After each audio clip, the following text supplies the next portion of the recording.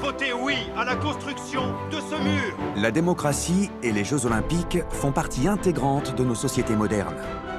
Pourtant, ils sont nés en Grèce il y a plusieurs millénaires.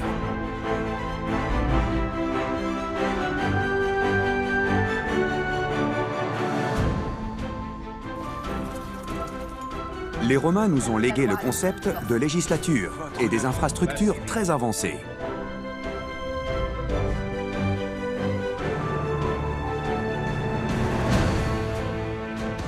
Les Vikings ont établi des réseaux commerciaux complexes et découvert l'Amérique avant Christophe Colomb.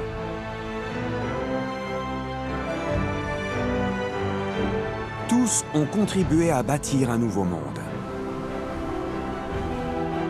Les Grecs, les Romains et les Vikings sont les pères fondateurs de l'Europe moderne.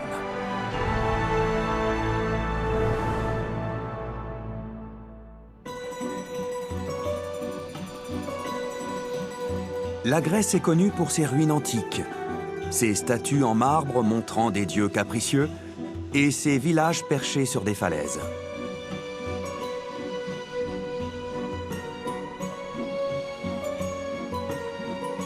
C'est une péninsule entourée de nombreuses îles, parfois inhabitées.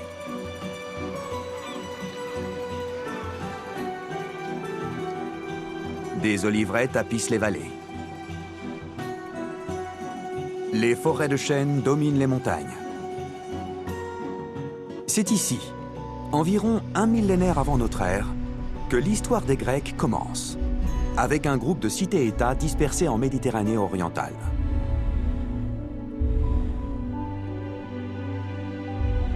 Ces petits royaumes s'affrontent en permanence.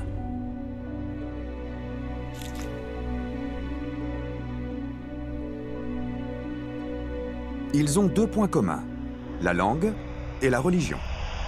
Les dieux règnent depuis le sommet du mont Olympe. Et ils interviennent dans les affaires humaines quand bon leur semble. Les plus importants vivent en haut de la montagne.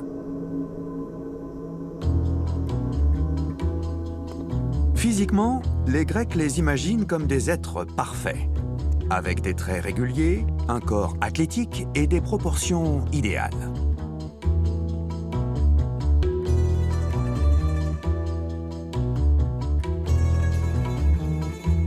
En revanche, psychologiquement, ils sont faillibles, capables de ruse, de jalousie et de malveillance.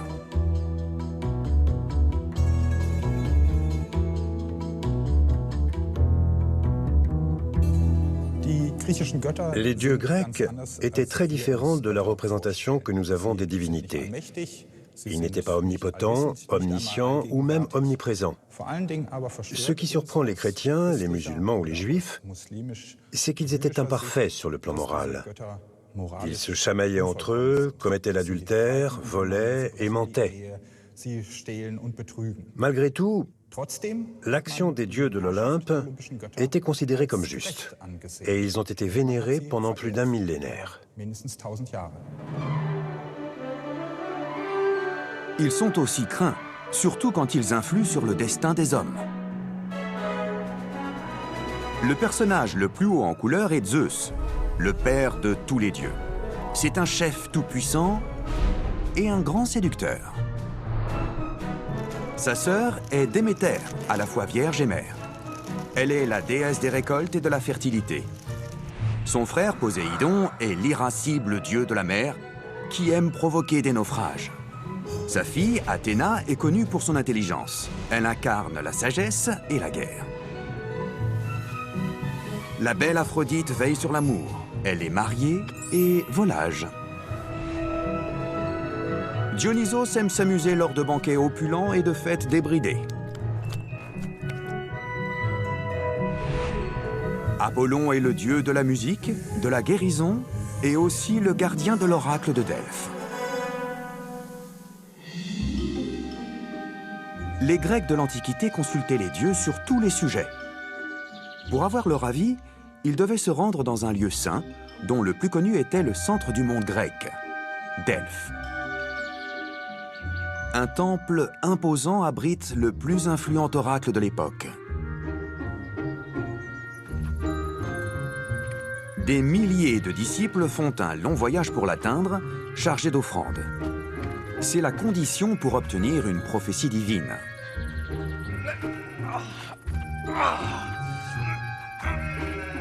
Cette bête entêtée nous a coûté 4 drachmes. Apollon appréciera. Eh bien, j'espère que vous dites vrai. Les gens du peuple font le pèlerinage en espérant que le destin leur sourira. Même les souverains comme Crésus, le roi de Lydie, et Alexandre le Grand croient en l'oracle. Tous s'en remettent à lui pour les questions économiques, politiques ou personnelles.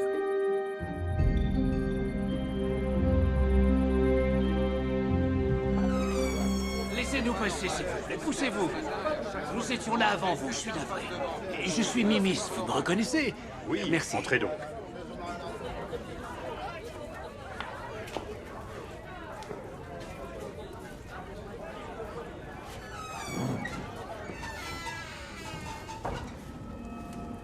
Avez-vous apporté une offrande pour l'oracle? Oui, bien sûr, nous avons quelque chose. Les prophéties de l'oracle sont transmises par une prêtresse choisie pour ses dons de préscience.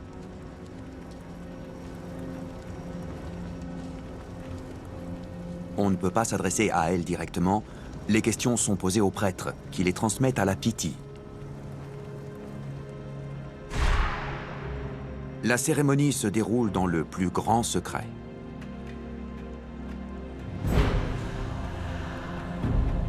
Personne ne sait comment elle se déroule.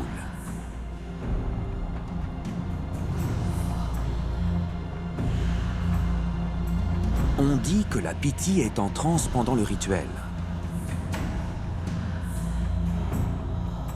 Ainsi, elle peut recevoir les messages des dieux.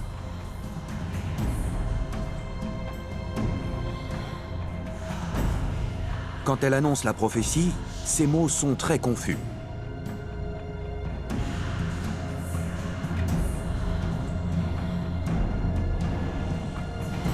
On ne sait pas d'où vient cet état de conscience modifié. Selon certaines hypothèses, la Pythie respirait du méthane et du monoxyde de carbone. Au fil du temps, cela aurait affecté son cerveau.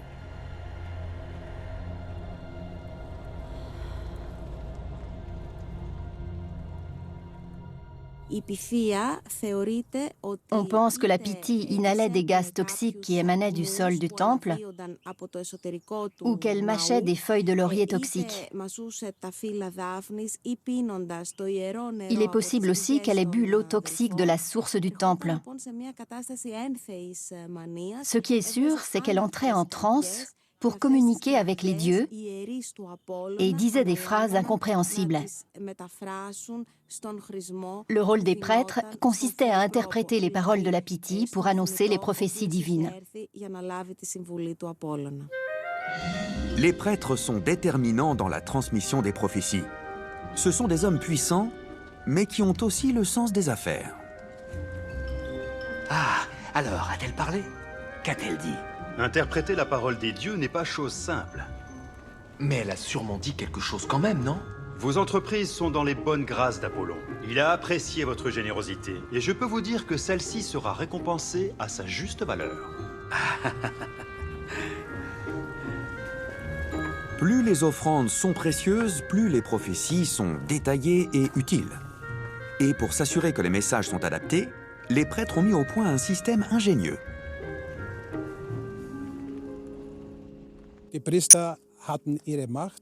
Les prêtres étaient puissants parce qu'ils détenaient la connaissance. Ils envoyaient des émissaires partout dans le monde pour savoir ce qui se passait ailleurs. Quand des fidèles venaient consulter les oracles, ils savaient donc quelle réponse leur donner.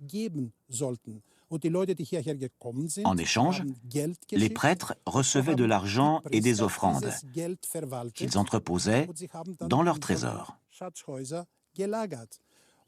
Cette fortune, entreposée à Delphes, était gérée comme dans une banque d'aujourd'hui. Comme ils accordaient aussi des prêts à leurs concitoyens, c'étaient des hommes puissants et influents. Dans les faits, les prêtres règnent sur la vie financière du pays. Parmi les préceptes de Delphes, écrits sur le fronton du temple, il y a « Connais-toi toi-même et rien de trop ».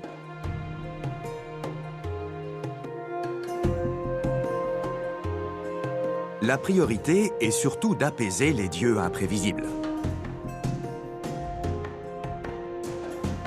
Toutes les cités-États confient leur destin à Apollon.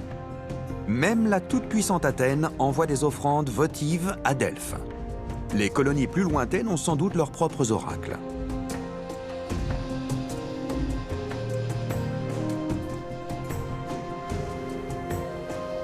Ces temples et ces trésors ont toujours exercé un grand pouvoir de fascination, aussi bien auprès des artistes et des architectes que des touristes.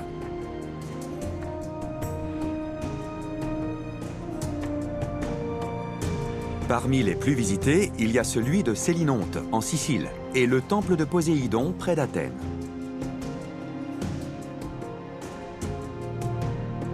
À l'époque, les Grecs voient toujours le monde à travers la mythologie et les dieux. Mais peu à peu, des penseurs proposent d'autres explications.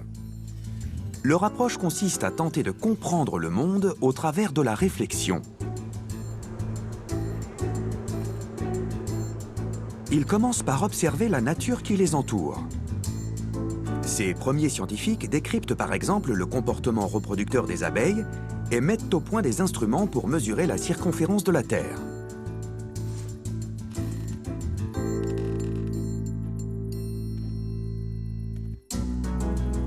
Ils conçoivent aussi une clepsydre, une horloge à eau destinée à limiter le temps de parole des hommes politiques.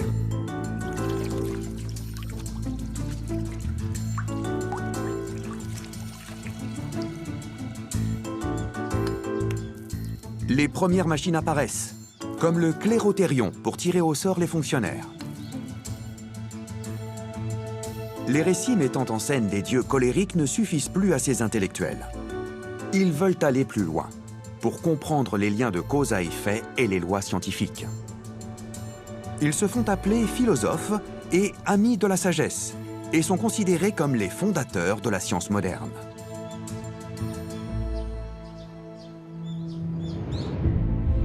À partir du VIe siècle avant Jésus-Christ, cette soif de connaissance conquiert peu à peu toute la Grèce.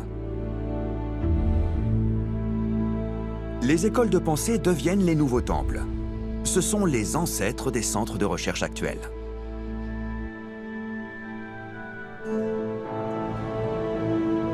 Au XVIe siècle de notre ère, ces idées antiques ont connu un regain de popularité.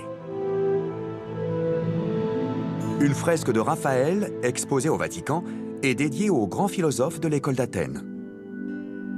L'une des principales figures est Socrate.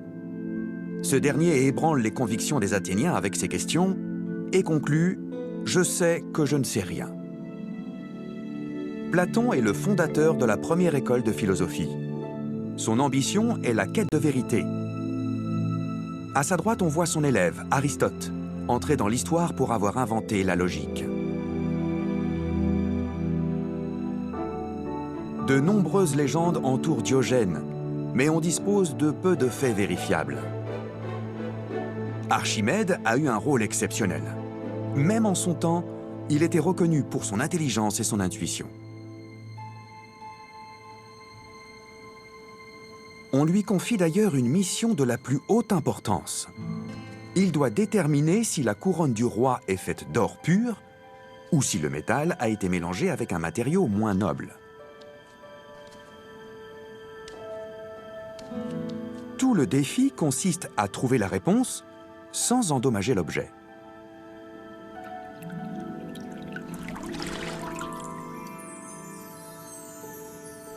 Selon la légende, Archimède aurait eu le déclic dans son bain. En entrant dans sa baignoire, il constate que l'eau déborde.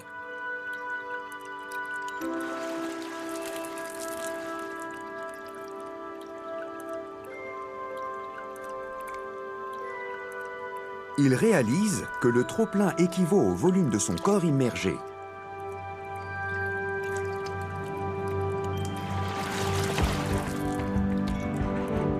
Il en conclut qu'on peut calculer le volume et la densité d'un objet en mesurant la quantité d'eau déplacée.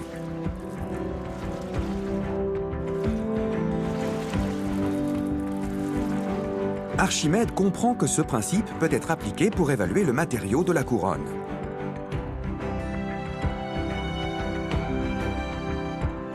Il observe qu'un objet d'une densité plus faible que l'eau déplace davantage de liquide qu'un objet de même poids, mais avec une densité supérieure.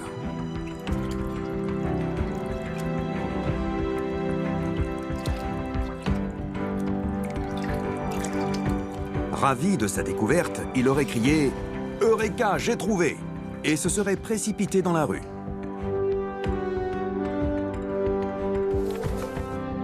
Archimède prend donc la couronne et un morceau d'or du même poids.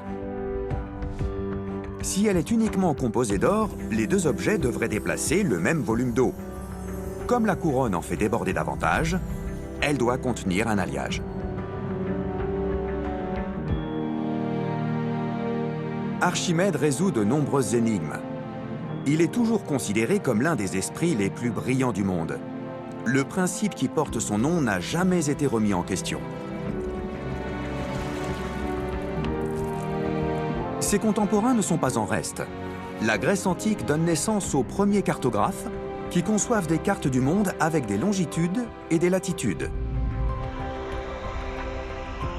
Les Grecs réalisent aussi que la Terre est ronde, et Ptolémée comprend que les planètes et les corps célestes tournent autour d'elle. Parmi les autres inventions, il faut citer la première machine à vapeur et la pompe à eau. Les Grecs innovent aussi sur le plan militaire, avec la catapulte et les ancêtres des armures pour les soldats.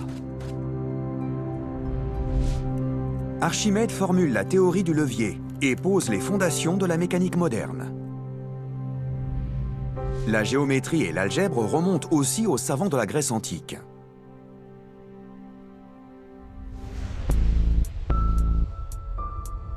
Une grande part de ce qui nous entoure est hérité des observations, des calculs et des conclusions des grands esprits de l'Antiquité.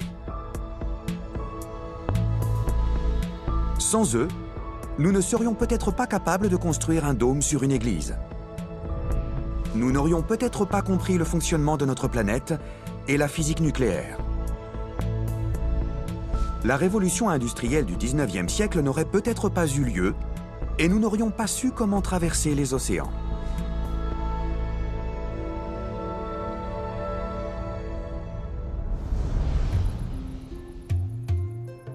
Au VIe siècle avant Jésus-Christ, une réforme bouleverse à jamais la vie des Grecs.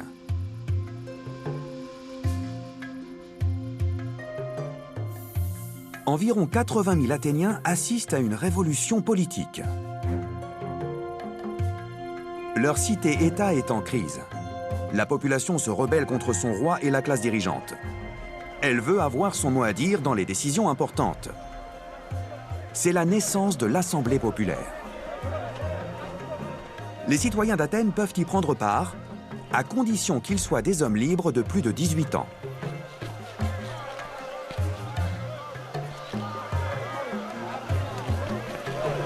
Pour que les pauvres puissent aussi y participer, ils perçoivent une indemnité journalière.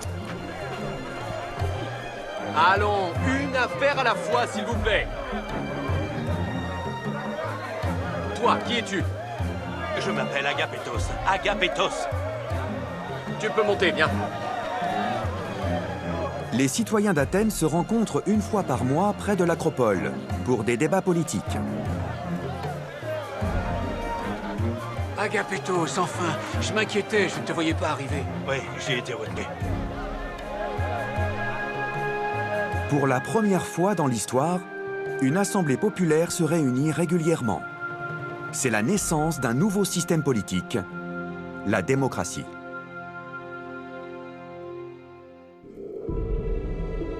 C'est la fin du règne autocratique des anciens dirigeants grecs, symbolisé par deux statues baptisées les tyrannoctones, qui montrent deux nobles prêts à assassiner le tyran Hipparque. À la même époque, en Égypte et au Moyen-Orient, le pouvoir est toujours aux mains de souverains autoritaires d'essence divine. Dans ces pays, la loi est toujours du côté des dominants.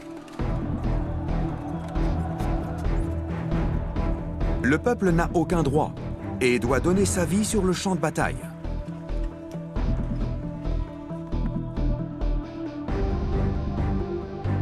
Finalement, la démocratie athénienne est le fruit d'une crise. Après s'être combattues, les cités grecques doivent se défendre contre un adversaire commun, la Perse. Tous les Grecs, des nobles aux paysans, sont mobilisés contre l'avancée de l'ennemi.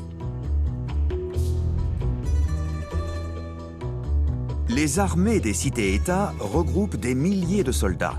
Riches et pauvres combattent côte à côte pour défendre leur indépendance.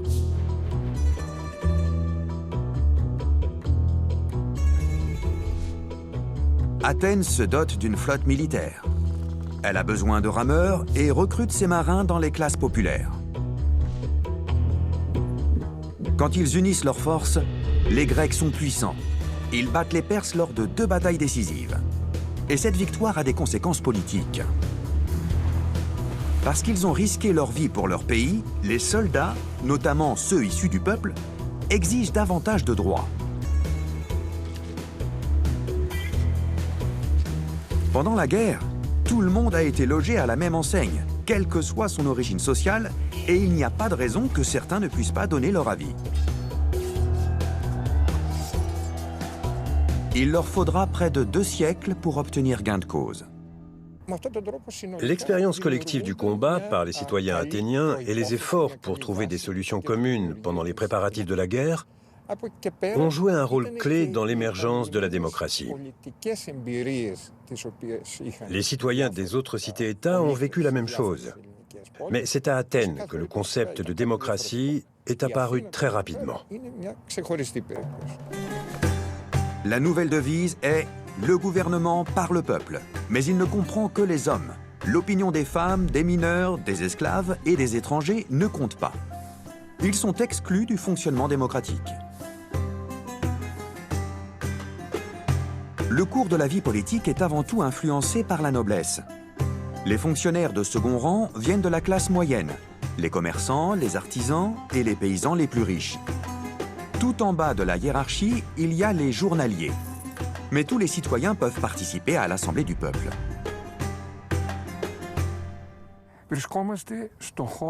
Nous sommes à l'endroit où se réunissait l'Assemblée du peuple à Athènes, sur la colline de la Pnyx. On voit encore les ruines du podium des orateurs. Et c'est ici que les Athéniens prenaient les décisions importantes.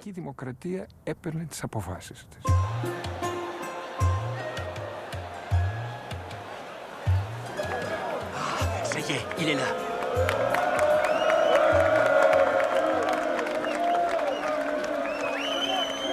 Un grand salut, Athéniens! Vous le savez déjà, notre flotte est la plus vaste et la plus puissante au monde. Cela ne fait pas tout. Et pourtant, notre paix demeure fragile. Que ferions-nous si un jour il nous était impossible d'accéder au port?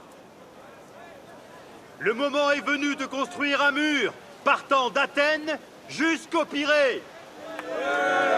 Facile à dire, mais qui va payer pour ces dépenses? Ma réponse? La noblesse paiera une taxe supplémentaire pour l'édification de ce mur.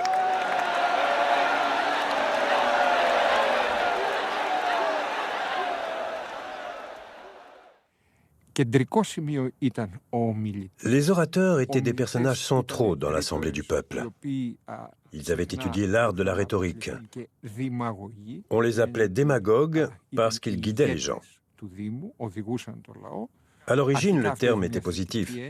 C'est plus tard qu'il est devenu péjoratif. Parce qu'un démagogue pouvait aussi orienter les gens dans la mauvaise direction, dans son propre intérêt, même si c'était mauvais pour le peuple. Citoyens, écoutez-moi. J'ai une question. Est-ce que vous aspirez à une vie prospère et à mettre en déroute nos ennemis? Je vous le demande.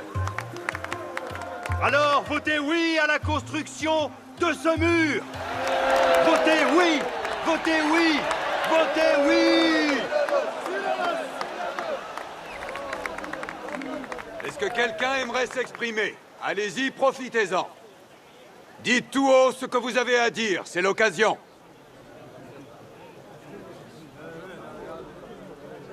Bon, écoutez, écoutez.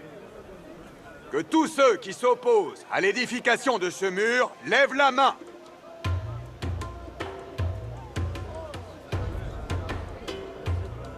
Bien. Maintenant, lèvent la main ceux qui sont pour le mur.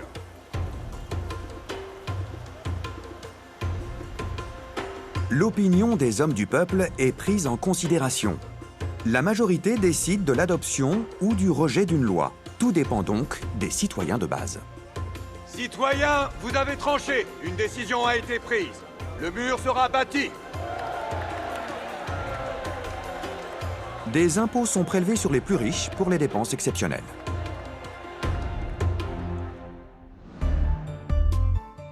Les Grecs ont laissé un très grand nombre de tablettes. On a donc la trace de milliers de décrets gravés dans la pierre. Ces lois abordent toutes sortes de thèmes, des grands travaux, des déclarations de guerre ou des décisions budgétaires. Les plus importantes décisions prises par l'Assemblée du peuple étaient notées sur des stèles comme celle-ci. Ensuite, elles étaient installées dans des lieux publics, comme l'Acropole ou l'Agora, qui était le marché. Sur cette stèle, il y a 2 décrets fiscaux. Le premier, pour collecter des impôts auprès des alliés d'Athènes, et le deuxième, pour indiquer la manière de lever ces impôts. Sur celle-ci apparaissent des dessins de sacs et de pièces de monnaie. Ces symboles signifient qu'il est temps de collecter des impôts. Ils étaient immédiatement décryptés par tous ceux qui les voyaient. Le mot « phoroi » ou « impôt » revient souvent, mais ces taxes ne sont imposées que ponctuellement pour des dépenses précises.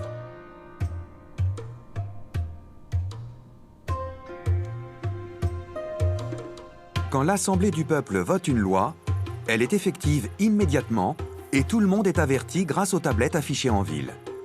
Ceux qui ne savent pas lire peuvent demander l'aide d'un lecteur public.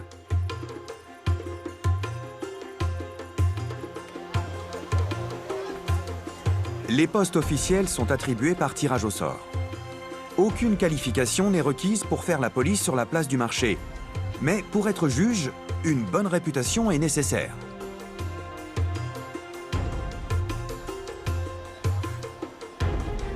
Léonidas Linos, élu numéro 1. Et maintenant le deuxième élu, Grégorios Panakos.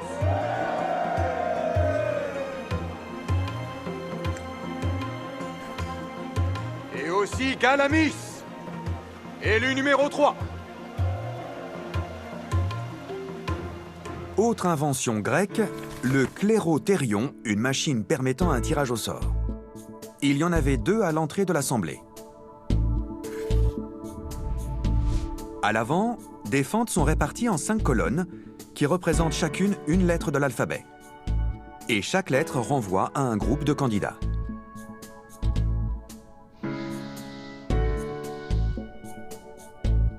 Des tablettes avec le nom des candidats sont insérées au hasard dans les fentes de leur groupe. Ensuite, des billes noires ou blanches sont jetées de manière aléatoire et ressortent en bas. Si la première bille est blanche, le premier nom de la colonne est élu. Si elle est noire, il est éliminé. Et puis on passe au nom suivant. Ce système de tirage au sort était l'un des principes de base de la démocratie athénienne. Tous les citoyens avaient les mêmes droits. Et ils devaient donc avoir les mêmes chances d'occuper un poste officiel. Seuls les plus hauts placés, comme le poste de commandant en chef de l'armée, n'étaient pas attribués au hasard. Le clérothérion a aussi été inventé pour éviter la corruption. Il servait à désigner un juge le jour même du procès. Et la personne choisie devait officier immédiatement au tribunal. Donc, il était impossible d'influencer ou d'acheter un juge. Quand ils ont assujetti les Grecs, les Romains n'ont pas repris le modèle athénien. De même que les monarques européens qui n'appréciaient pas non plus l'idée d'un gouvernement par le peuple.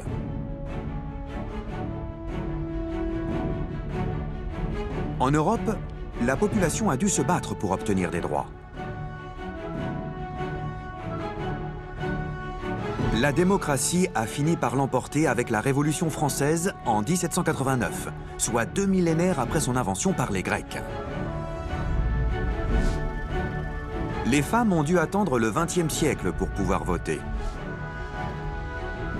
Aujourd'hui, le pouvoir politique du peuple est un principe de base en Occident.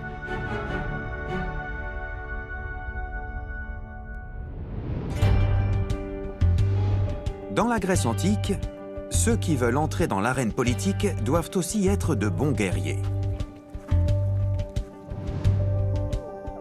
Une excellente condition physique est nécessaire pour les jeunes hommes.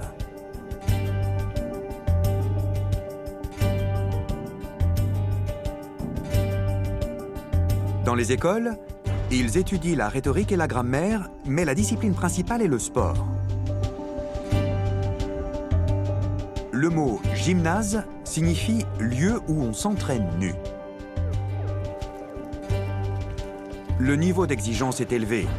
Ceux qui montrent des aptitudes exceptionnelles sont poussés à se présenter dans des compétitions sportives de premier plan.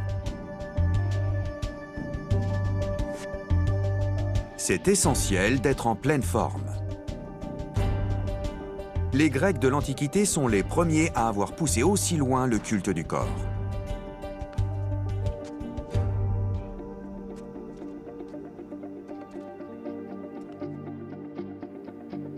Leur production artistique illustre cet idéal de beauté. Pour la première fois dans l'histoire, les statues sont réalistes. Elles montrent des corps parfaits.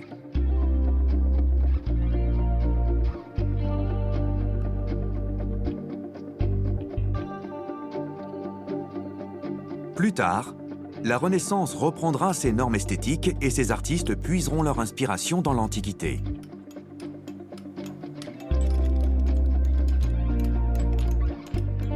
Les Grecs s'attachent à rendre la beauté du corps, mais aussi l'anatomie humaine aussi précisément que possible. À la Renaissance, l'accent est mis sur la perfection de la musculature.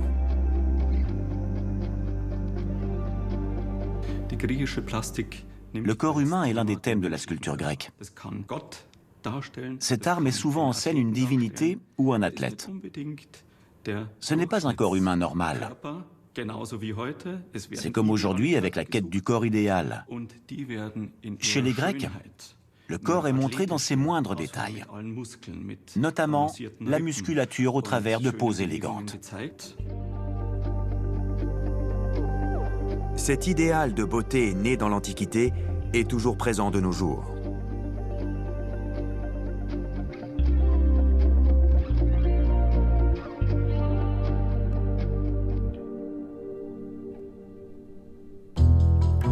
Les jeunes Grecs s'entraînent sans relâche pour d'éventuels combats militaires, mais aussi pour des rencontres sportives.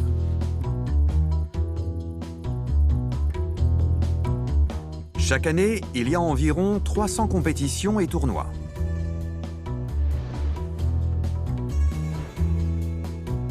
Les participants sont ambitieux. La victoire leur apporte de l'argent et des perspectives professionnelles. La plupart des disciplines nées à l'époque existent toujours.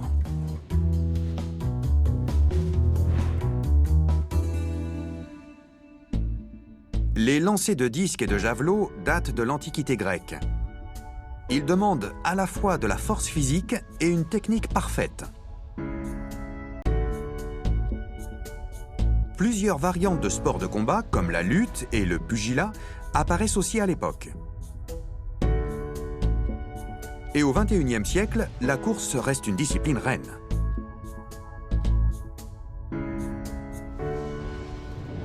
Le plus grand événement sportif du calendrier grec a lieu tous les 4 ans, à Olympie.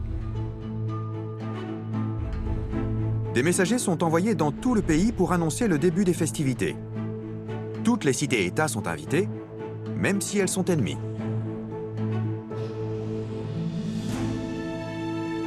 La compétition est l'occasion d'un armistice dans le monde grec, ce qu'on appelle la trêve olympique. À l'origine, Les Jeux se tiennent en l'honneur de Zeus. Dès le début, ils attirent des dizaines de milliers de spectateurs. Le site est très sophistiqué. Il y a même des salles d'entraînement pour la préparation des sportifs avant les épreuves. Les compétiteurs sont des stars. Les vainqueurs reçoivent une couronne de laurier et sont auréolés de gloire.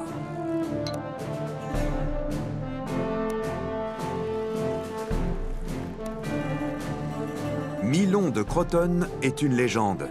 Ce champion de lutte est connu pour engloutir 8 kilos de viande par jour.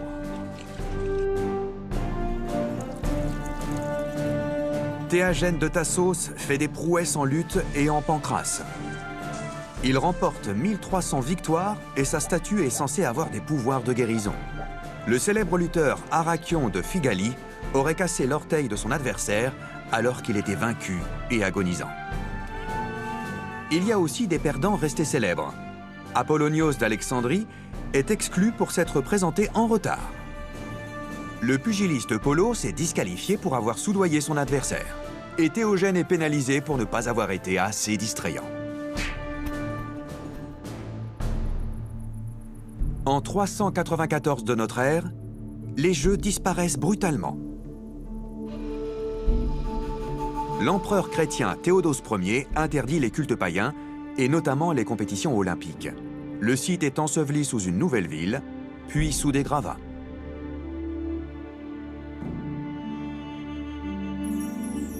Des archéologues découvrent les ruines au XIXe siècle et Olympie revient sur le devant de la scène.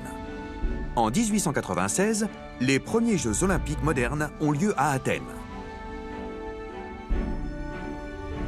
4 ans plus tard, les femmes obtiennent le droit d'y participer. Les disciplines admises se diversifient. Au XXIe siècle, les JO sont l'événement le plus médiatisé de la planète. Il reste un symbole de paix entre les peuples.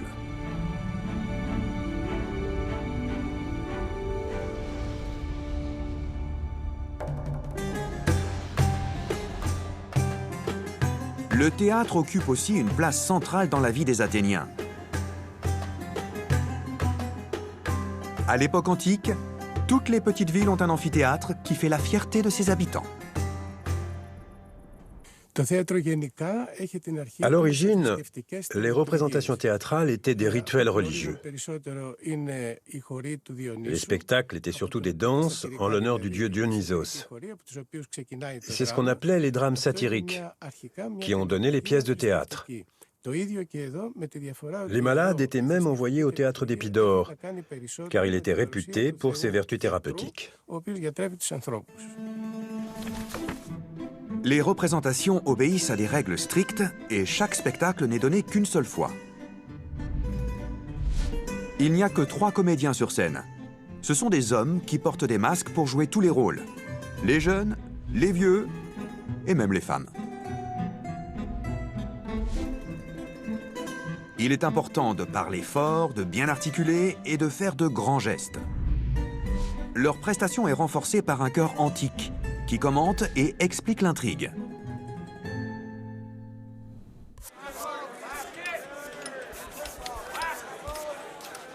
Pourquoi ne sont-ils pas finis? La pièce va commencer. Le plus important est le commanditaire de la pièce, en général un noble, qui finance le spectacle, et bien sûr, l'auteur. Allez, recommencer. C'est du travail bâclé. Euripide, quel plaisir de vous revoir. Votre nouvelle pièce a encore l'air tout à fait admirable. Et pour cause. Quand je repense à vos dernières œuvres, je dois dire que... Loin de moi l'idée de douter de votre travail, mais... Allez, dites-moi tout. Bon, je ne comprends pas bien pourquoi vous faites mourir tout le monde. Parce que c'est une tragédie, voyons. Et quelque chose d'amusant, de léger, non? D'amusant? Mais moi j'écris des tragédies. Oui, je sais. Mais cette fois, j'ai envie de voir autre chose. Vous comprenez? Non, pas du tout. Allons, Euripide, écoutez. Enfin, la légèreté, c'est bien aussi. Vous ne trouvez pas? Réfléchissez-y. Je reviendrai demain.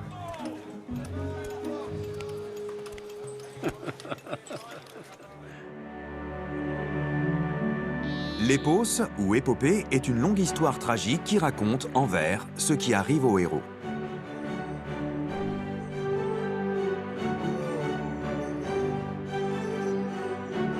Les personnages principaux tentent souvent d'échapper à leur destin, mais finissent presque toujours par succomber. La comédie est une forme plus abordable. C'est avant tout une distraction, parfois un peu vulgaire, avec une fin heureuse. Comme le dit Aristote, le théâtre purifie l'âme. Les intrigues sont inspirées de la mythologie. Elles traitent des conflits que les dieux ou les hommes peuvent avoir à résoudre. Le message est qu'il y a des solutions à tous les problèmes, ce qui fait du bien aux spectateurs. Certains amphithéâtres grecs peuvent accueillir 14 000 spectateurs. L'acoustique est donc une priorité.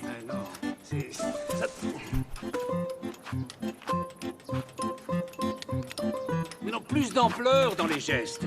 Votre jeu d'acteur n'a aucun impact. Vous comprenez? De la passion, je ne sais pas moi. Et vous là, dépêchez-vous au lieu de bâiller au corneille. Bon, allez, on s'y remet. Vous aussi, on n'a pas beaucoup de temps. Travaillez votre élocution si vous voulez qu'on vous entende depuis le dernier rang. Allez, on recommence. Voilà, regardez-vous. Vous ne vous connaissez pas. Non, pas trop près. Voilà. Sors de là. Ne sois pas timide. Allez.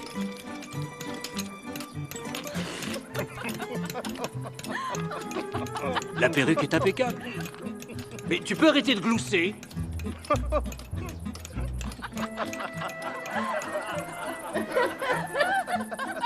Ça n'est pas sensationnel. Cette étoffe ne tombe pas comme il faudrait. Va dire au couturier de reprendre ce costume. Allez, va. Dans le théâtre d'Épidore, même le dernier rang entend parfaitement les comédiens. Le site est connu pour sa qualité structurelle.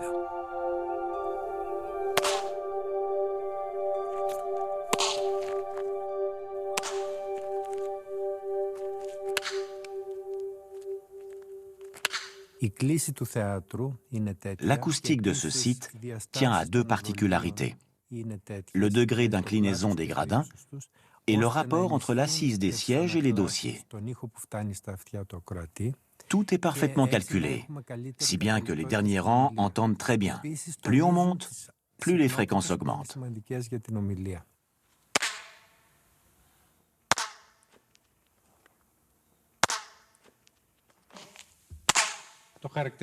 L'écho est concentré ici.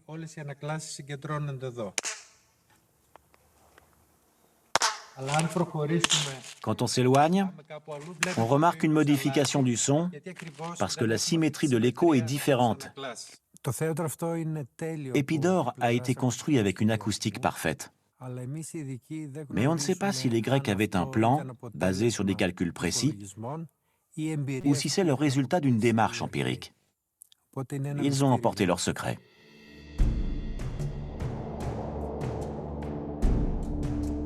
La vision du théâtre comme un purificateur d'âme et un miroir des conflits humains a traversé les siècles et s'est enrichie au fil du temps.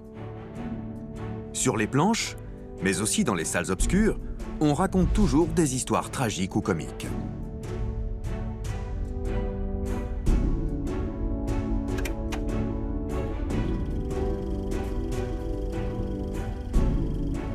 Le cinéma a remplacé le théâtre comme moyen d'expression le plus populaire. Et aujourd'hui, l'imaginaire collectif est captivé par les films à succès. Au fil des siècles, de nouveaux héros ont conquis les spectateurs. Mais finalement, il y a toujours des drames et des comédies, selon des schémas immuables.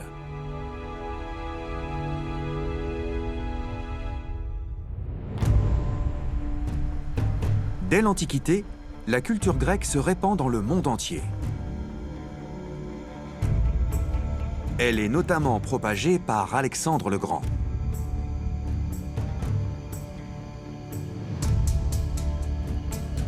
Au IVe siècle avant Jésus-Christ, le jeune roi de Macédoine entreprend de conquérir le monde.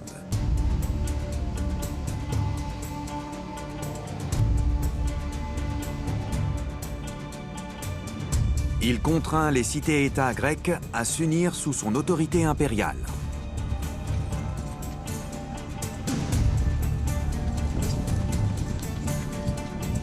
Il introduit la langue et les principes éducatifs grecs aux territoires annexés.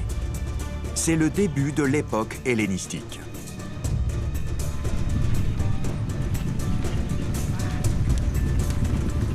Il laisse son empreinte sur un immense territoire, de sa ville natale de Pella en Macédoine jusqu'en Inde.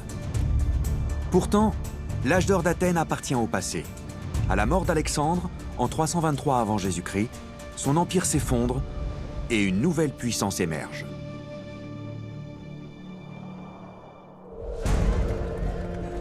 Les Romains sont parfaitement organisés et disciplinés et se lancent à l'assaut du monde hellénistique.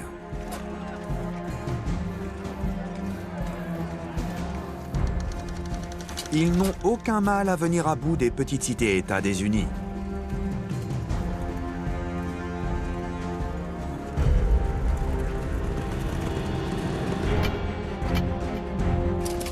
Les Romains ont les moyens de leurs ambitions. À l'inverse, les Grecs ne réussissent pas à surmonter leurs différences pour faire front contre les envahisseurs.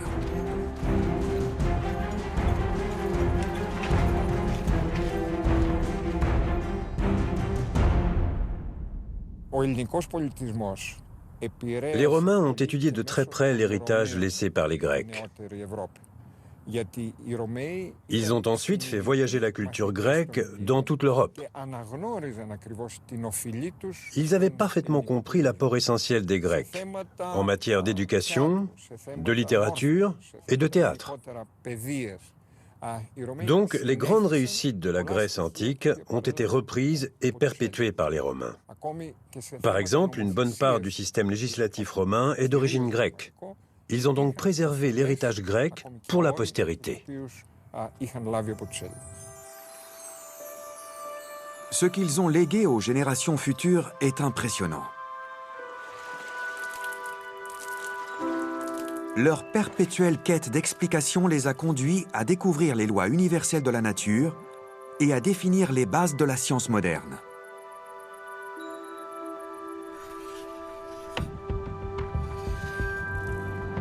Aucun peuple n'a autant influencé la technologie moderne et ouvert la voie au progrès.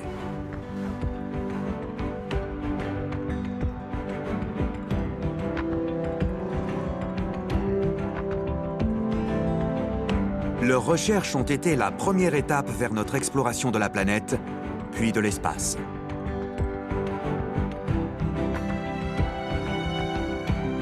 Leur art de raconter les histoires a donné naissance aux chefs-d'œuvre de la littérature et du cinéma.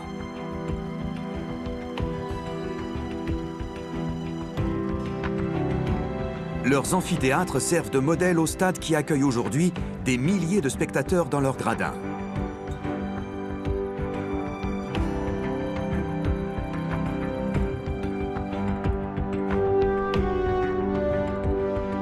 L'idée de rassembler des gens venus de toutes parts pour des compétitions pacifiques est toujours célébrée lors des Jeux Olympiques. C'est un événement universel, unique en son genre. L'invention majeure de la Grèce antique est sans doute l'idée que les citoyens doivent avoir le pouvoir et contrôler l'État à travers des lois votées par une assemblée représentative. Les démocraties de l'Union européenne doivent beaucoup aux réformes révolutionnaires des Grecs de l'Antiquité. Aux États-Unis, Abraham Lincoln a formulé l'idée d'un gouvernement du peuple par le peuple pour le peuple, dans le droit fil des Athéniens. Les inventions des Grecs ont traversé les millénaires. Aujourd'hui encore, en Occident, elles continuent à façonner notre vie et notre manière de penser. C'est incontestable. La Grèce antique est le berceau de la civilisation occidentale.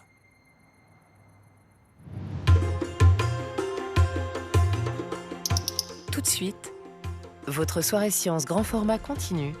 Les Vikings débarquent et ils sont bien décidés à changer le monde.